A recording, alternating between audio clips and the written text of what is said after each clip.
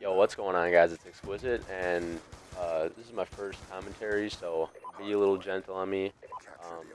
First time doing this. This is some Black Ops 2 in the background. I just hopped on yesterday. This is like my first or second game back on Black Ops 2 in a long ass time, so I got a bunch of kills. We were down about 60 when we joined, so it's a pretty good gameplay in my opinion. We come back to win, so it's just me and another friend, so pretty good gameplay, but let's talk about some advanced warfare. What I want with advanced warfare, you know, probably my favorite Call of Duty was Black Ops 2. For competitive, at least. Obviously, Black Ops 2 is the best competitive Call of Duty ever, ever created. It was just hands down. My favorite for pubs was MW3, and I don't know. It was just balanced. The claymores and stuff weren't that overpowered. You could easily avoid them.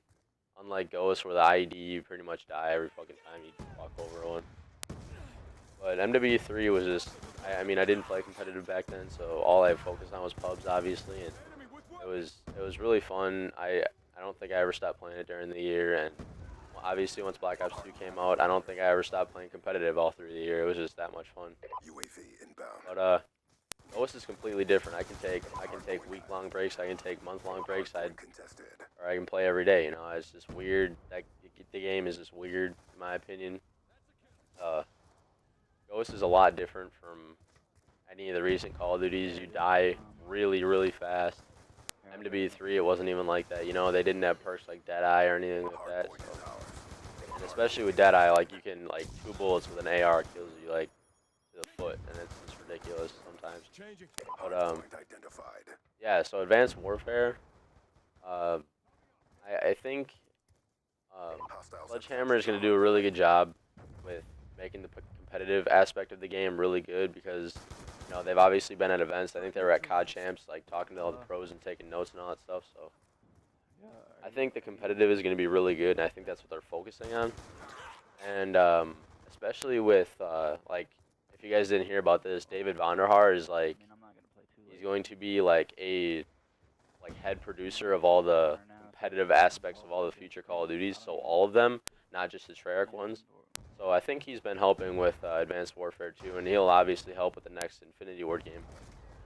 But I think I don't know. I think with David Vonderhaar helping, I mean, he's obviously the one that he's obviously the one that made Black Ops 2 what it was. You know, everybody was like, you know, oh fuck David Vonderhaar or whatever. But in reality, he's the one that made it good. Like, he's the one that came up with these ideas. You know, obviously pubs is a little weird with the VSAT, and it's really easy, but you know, competitive was really balanced and everything.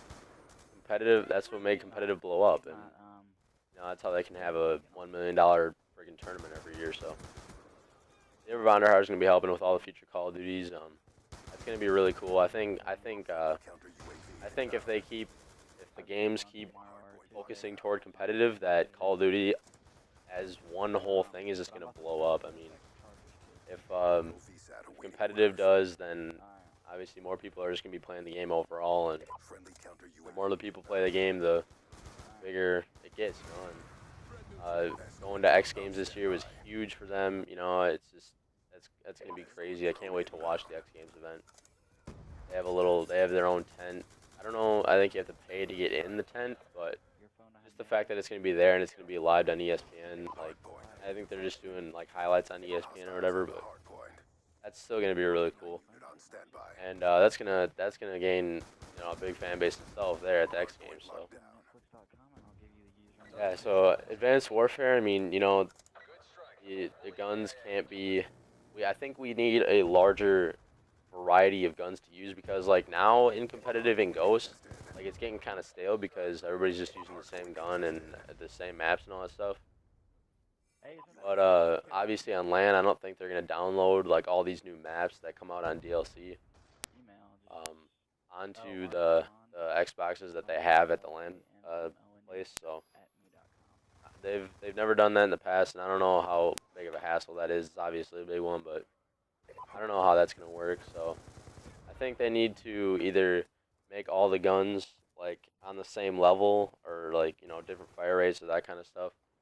But they need to do something to widen the variety of guns that we're gonna use in competitive because as of right now, everybody just uses like basically 3 guns: the MTAR, the Vector, and the Remington. So I mean, those are the only 3 guns used, and I mean, you saw in Black Ops 2, everybody just used the MSMC and the AN-94 and the M8. So I mean, the FAL before it was banned, so it's just, I mean, they need to think about that, and I think they will. David Vonderhaar is going to do a good job, and they had a lot more variety of guns in Black Ops 2 than they do in Ghost.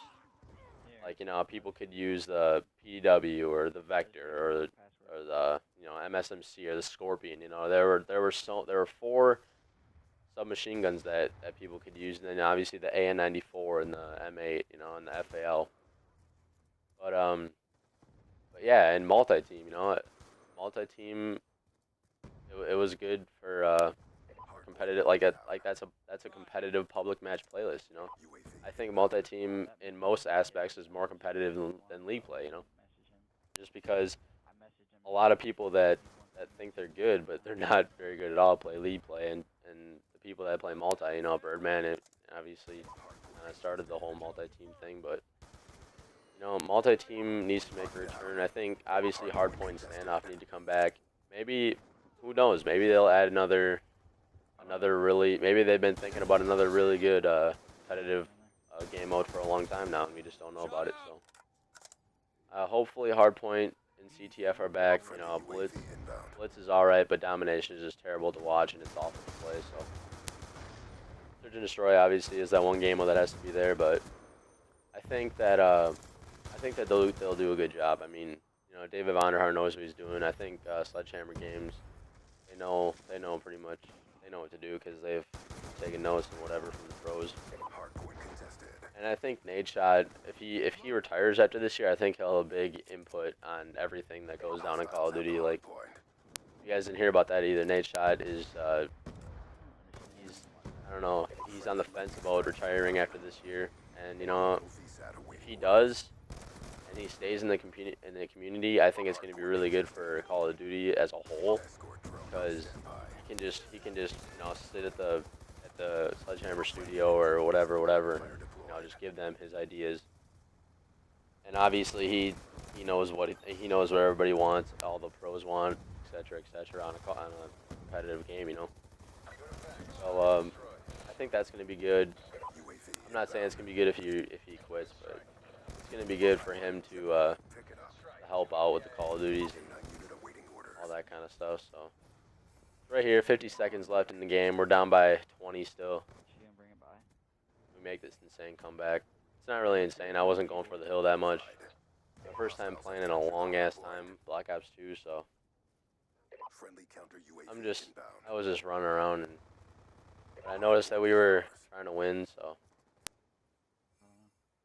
yeah, that's the gameplay, and that's my commentary.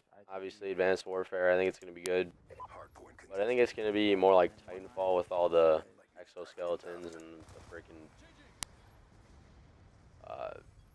whatever they're called, the freaking holographs and all that shit. So, it's going to be different, but I think it's going to be good. So that'll do it for me today, guys. Gameplay's just wrapping up. We win it. Came back and won, so leave a like for this gameplay and the commentary, and I'll talk to you guys later. Peace.